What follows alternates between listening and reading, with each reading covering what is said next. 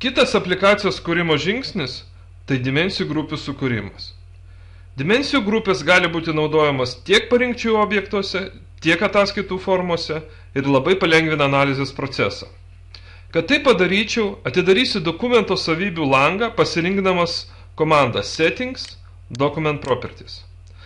Aktyvuosiu puslapį Groups ir nuspaudęs mygtuką New pradėsiu naujos grupės kūrimą.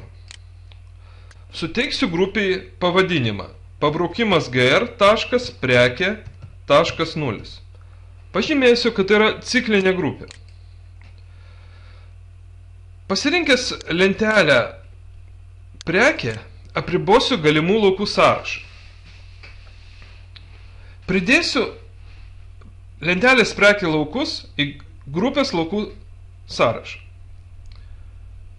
Pridėsiu laukus numeris, aprašas, tiekėjo numeris, atsargų registravimo grupė, bendra prekės registravimo grupė, prekės kategorijos kodas, produktų grupės kodas.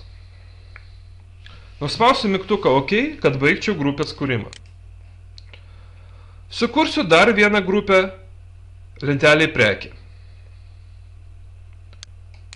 Nuspausiu mygtuką New, suteiksiu grupį pavadinimą grupė gr.prekė.1.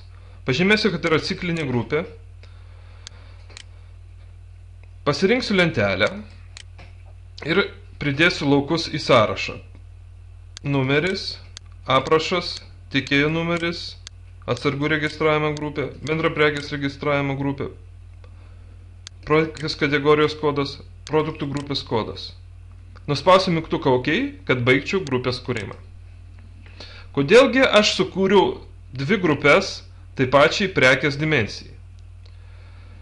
Kadangi aš norėsiu naudoti grupės tiek parinkčių objektuose, tiek ataskaitų formose,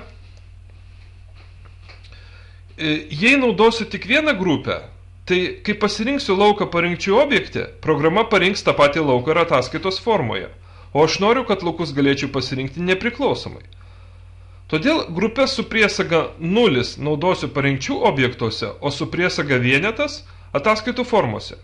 Tokių grupių su vienodais laukų rinkiniais aš galiu sukurti tiek, kiek reikia. Toliau tęsiu grupių kūrimą ir sukursiu grupės pirkėjo dimensijams. Suteiksiu pavadinimą.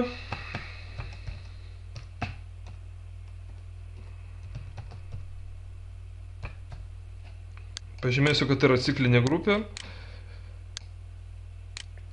Pasirinksiu pirkėjo lentelę ir pridėsiu laukus į sąrašą. Sukursiu dar vieną pirkėjų grupę.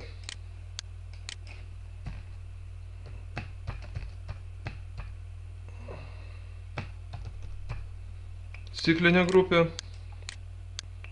pirkėjų lentelė, numeris, pavadinimas, registravimo grupė, bendravels registravimo grupė. Sukursiu grupę dimensijai padalinys. Padalinio grupę sukursiu tik vieną, nes ją naudosiu tik parinkčių objektuose.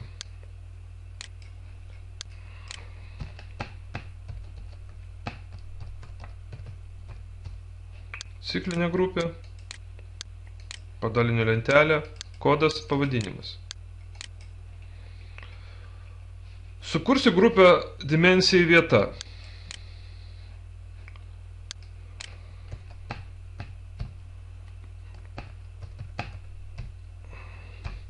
Ciklinė grupė, pasirinksiu lentelę, pridėsiu laukus.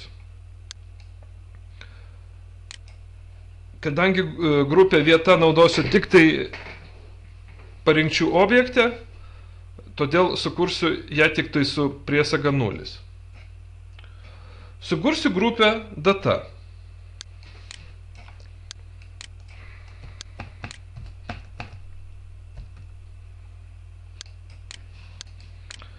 Pasirinksiu datų dimensijų lentelę, metai, pusmetis, pridėsiu laukus ketvirtis, mėnuo, savaitė, diena. Ok. Datos dimensiją pažymėjau priesagą vienetas, nes ją naudosiu tik ataskaitos formoje. Nuspausiu mygtuką OK, kad išsaugočiau sukurtas grupės. Nuspausiu klavišų kombinaciją Ctrl+S, kad išsaugočiau aplikaciją.